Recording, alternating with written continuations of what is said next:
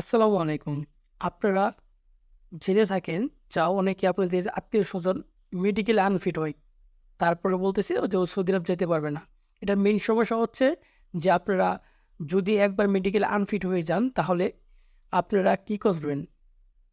আপনারা আ একসাথে ২ টা পাসপোর্ট করতে হবে। তাহলে সৌদি আরব আবার যেতে পারবেন। অন্য কোনো কান্ট্রিতে গেলে আপনি যেতে পারবেন ওই পাসপোর্ট দিয়ে। যদি ওই পাসপোর্টে যদি আপনার মেডিকেল আনফিট আসে, তাহলে কিন্তু আপনার ওই পাসপোর্ট দিয়ে সৌদি আরব যেতে পারবেন না। তাহলে আপনার করণীয় কি? ২ টা একসাথে পাসপোর্ট করার জন্য ১ মাসের ভিতর। আর ২য় অপশন হচ্ছে কি? যে আপনার যদি শরীরে কোনো জায়গায় কোনো সমস্যা থাকে, তাহলে এজেন্সির সাথে বা দালালের সাথে যোগাযোগ করে কন্ট্যাক্টে ওই মেডিকেল দেওয়া। যদি কন্ট্যাক্টে মেডিকেলটা দেন, তাহলে আপনার মনে করেন কিছু টাকা বেশি খরচ হবে। কিন্তু আপনাকে যদি আনফিটও আসে তাহলে এটা ফিট দিয়ে দিবে। এই যে সমস্যা।